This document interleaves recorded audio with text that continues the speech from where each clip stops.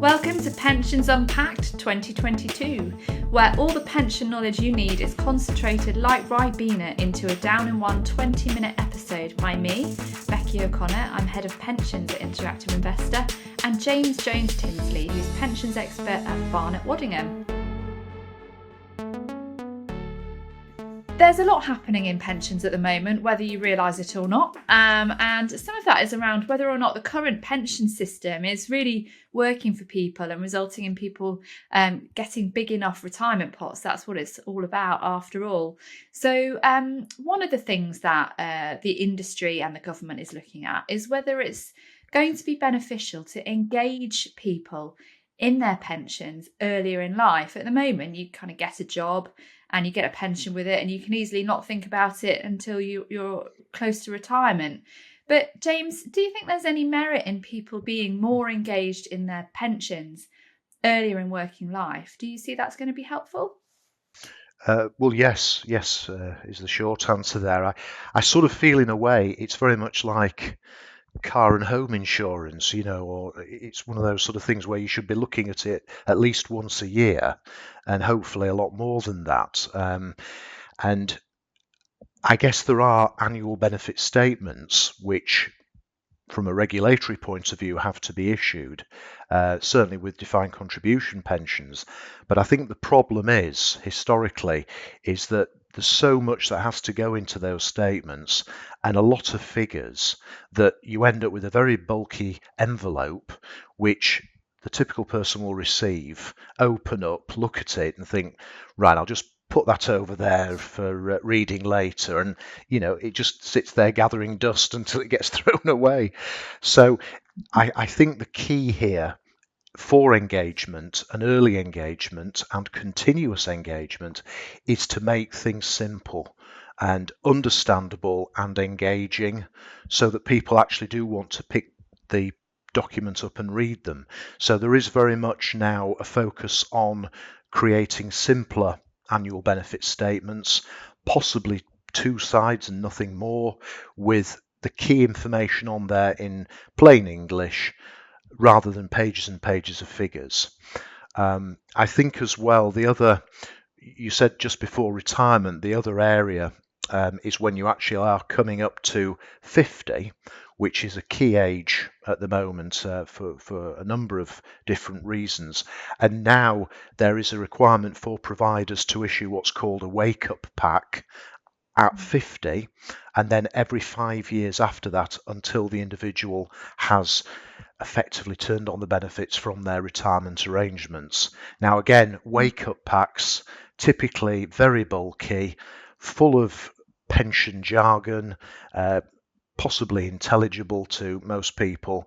Again, it would just sit on that sideboard unread, but now we have to actually produce a one-side A4 starter for the wake-up pack and send it earlier than before, so the first one goes to somebody when they're 50.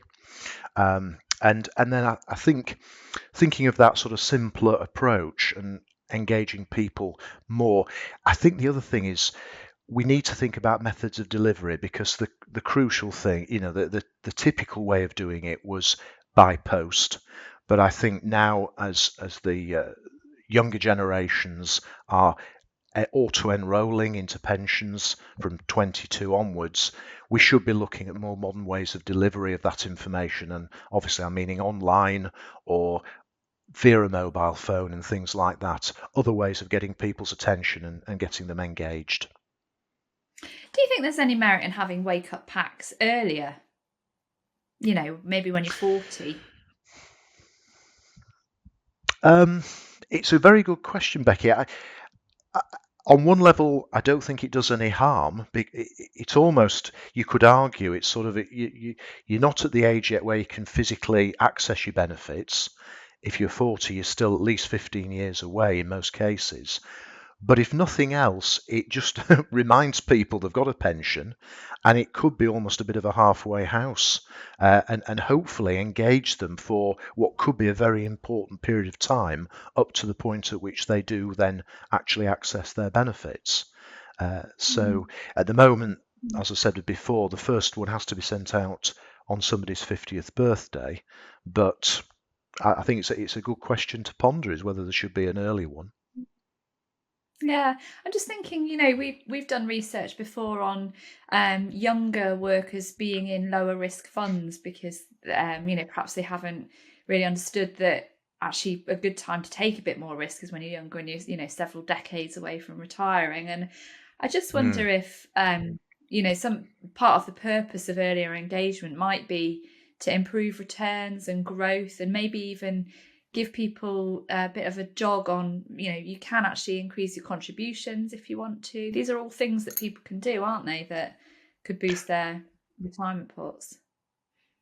Absolutely. I mean, I think certainly with auto enrolment, the typical scenario is that somebody will be auto enrolled, and I would think in most cases will be invested into the default fund of the workplace pension scheme in which they become a member of. The default fund, in theory, should offer a more equity or more equity exposure at an earlier age, and then as they get progressively older, there may be some lifestyling kicks in so that gradually the funds are rolled into more secure funds. But ideally, what you want is somebody to fully engage with that pension, and in particular the range of investments available from that particular pension scheme. And I think, again, it's different ways of creating that training or instruction. It could be done, through the use of online videos and things like that to get that engagement and actually explain to people that the younger you are, the more opportunity you've got to ride out any dips, such as the one we had, say, 2 years ago when the pandemic struck. Because now you could argue the FTSE's more or less back up where it was pre-pandemic, and so people who took more risk, if you like, in 2020, early 21, now will be reaping the benefits of that. So it's again, it is. I suppose the danger is, the flip side is that people might make very bad investment decisions if they're left to do it themselves, and they could like the sound of a fund, and then ultimately they could not lose everything, but they could see a massive dip, and that just completely puts people off pensions then. So I think, to me, it's the answers are in a provision of advice at a reasonable cost, but also engaging videos and things like that to get people involved in investment more.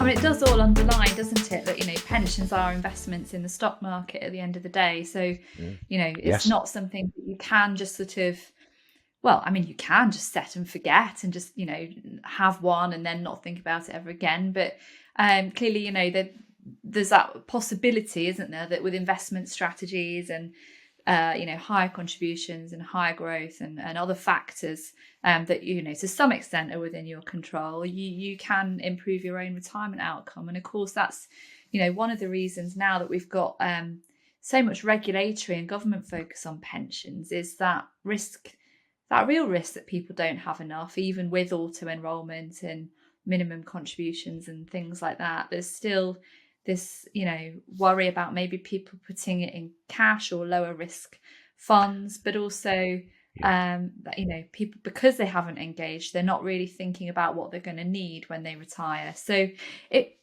there's a lot going on behind the scenes, isn't there, from regulator, from the FCA and the Prudential Regulation Authority, and the government. Yes, absolutely. I mean, I think there is that sort of concern that pensions are regulated by more than one regulator, which does seem a little bit anomalous. But certainly the FCA have been concentrating very heavily over the last few years on people having too much of their pension fund in cash. Because they feel over the longer term, and obviously pensions are long-term investments, then they would be potentially missing out on significant investment gains, even though arguably there is that downside protection by having all your money in cash. But I think the problem we've got is you've got the Financial Conduct Authority and you've got the pensions regulator, and they both regulate different types of pensions. And so because of that, there are differences between the two. And clearly that can increase complexity, and it can also increase the possibility of people not really understanding the type of pension or pensions that they have and the rules relating to those. And I think that, you could say is an obvious answer just to have one regulator, but I think really it's as a result of historical reasons that we have two regulators, because the pensions regulator focuses on workplace pension schemes and occupational pension schemes, which very much are the bedrock of UK pensions history. But then more recently, over the last 40 years, you've got that increased growth of defined contribution pensions, like personal pensions, stakeholder pensions, and of course SIPs. And if anything, that's becoming the growing form of pension saving, and that's regulated by the Financial Conduct Authority. So it doesn't help. Yeah. No, and it does make sense, doesn't it? I suppose there's more of a switch to defined contribution over time, that it should all come together because there won't be that need or there won't be that legacy issue, hopefully, in a few Well, no, years. hopefully not. I mean, I think the problem is all these where there are different rules. Could that have an impact on people's retirement outcomes? And I think the answer to that is potentially. And I think that the typical person now, say somebody of my age, have a basket, if you like, of different pensions, some DB, some DC. Clearly, two regulators overseeing those, different rules relating to each, and because of that, there is always these dangerous tax traps that people can fall into. And I think the key ones have probably come about from 2015 onwards with the pension freedoms, where suddenly people can access all of their defined contribution pension in one go and may have a reason to do so, but then not be aware that as soon as they've done that, they trigger the money purchase annual allowance, which basically then means they can't put more than 4,000 a year into their DC pensions for the rest of their life. And it may be that people are in more of a position to pay more into their pensions after they're, say, 55 for various reasons. May have paid off the mortgage, the kids have flown the nest, as it were, so there aren't that demands on income that there once were. But then if they've triggered the MPAA, then they're scuppered basically, and they've got to look elsewhere. Yeah. So, I mean, I'm sure this applies to lots of people, as you say, but if you have different types of pension and you're approaching retirement, or if you're in retirement, it's really worth looking to check what type of pension it is if you're not sure, because that will impact how your income is delivered, but also your tax affairs as well.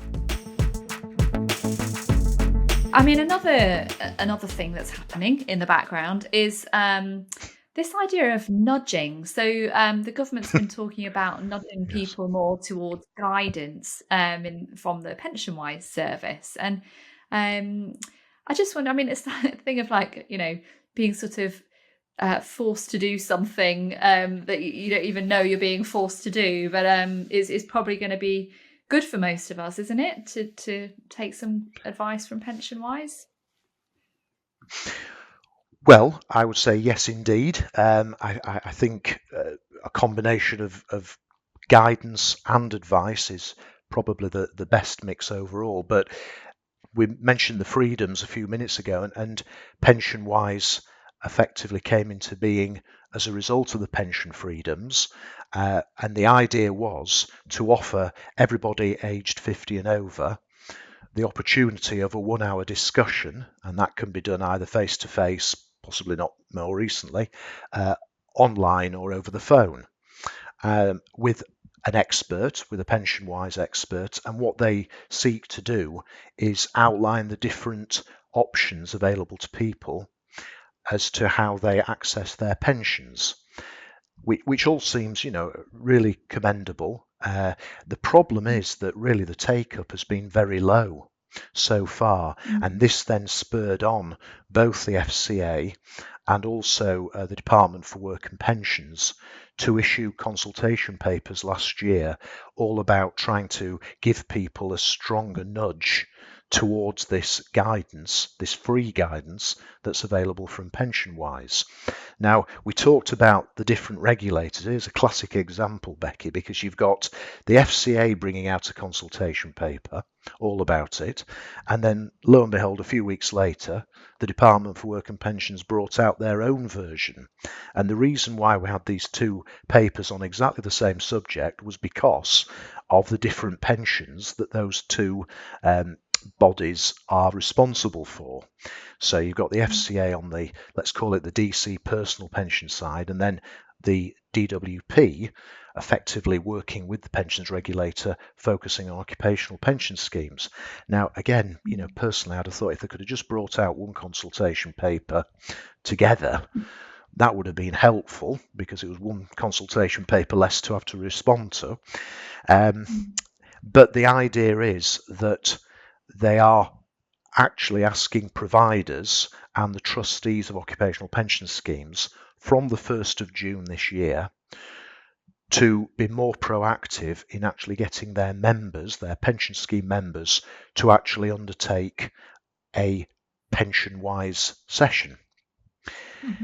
Now, the problem with all this is there's two main problems that we sort of identified when we were responding to the consultations, is that the point at which we need to give as providers the nudge to members to go and see PensionWise, we feel is at the wrong point, because they're wanting it to take place when they actually ring us up and say, hello, I'd like to access my pension now, please.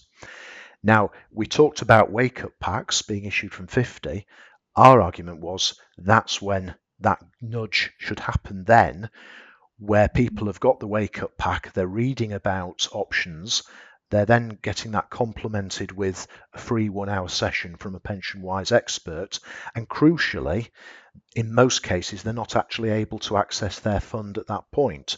So it gives them a lot of thinking time as to what the right decision is for them. The problem we have is that when people contact us and say, yes, we want to access our pension, it's because they've got a reason there and then for needing the money. And it could be, a deposit for the cruise, or coming in to fit the new kitchen next week. And so, of course, if we're then saying, well, before we're going to give you any of your money, you've got to go and see PensionWise. And, well, it just creates a hurdle, an unnecessary hurdle. And the other thing that the regulators want is for us as providers to be responsible for actually setting up the meeting for the members. And it's not as if we've a few more other things to be getting on with as well, but rather than all this sort of toing and froing, trying to get an appointment in the diary, we argued, surely to goodness, we've seen how well that online vaccine appointment service worked when the vaccine rollout was taking place last year. Surely to goodness, can't you do a similar thing for PensionWise appointments? What a really good idea. But, and so have they taken you up on that idea? No, in a nutshell. I mean, I think really when you read the final policy statement from the FCA and then the rules that the DWP have brought out, it's almost as if, I won't say it's exactly word for word as the consultation paper, but it's hard to spot significant differences. But the problem is you've got two responses and there are differences between those responses as well. So again, rather than just being sort of one way forward. If only people knew that all this was going on behind the scenes, right? It's crazy. And so that's from the 1st of June. Then people will be being nudged. They will feel that nudge later this year. Right. Okay. I think what's important is people can opt out of the nudge. It's not mandatory. And I sort of sense that if people desperately need to get their hands on the money for whatever reason, they will opt out, which makes the whole thing a bit self-defeating. Personally, I think it could work really well if people were nudged at the right time, which is earlier than the point at which they want to access the funds. I think the other concern we've got is whether Pension-wise, as an institution, if you like, will have the capacity to deal with a significant increase in take-up, because if the take-up's been low so far, they're not going to have loads of people sat there twiddling their thumbs and looking out the window waiting for the phone to ring. It's going to be sized accordingly. So I do hope that as and when this starts in earnest from the 1st of June, there is then sufficient capacity there to deal with all these increased appointments. Because those, to be fair, those who have undertaken an appointment, the feedback's been fantastic, in terms of percentages. It's been over 90% satisfaction. So it shows it works. And, we would nothing against that at all. We want it to work. But, I just sort of feel it might need a bit of tweaking. Yeah.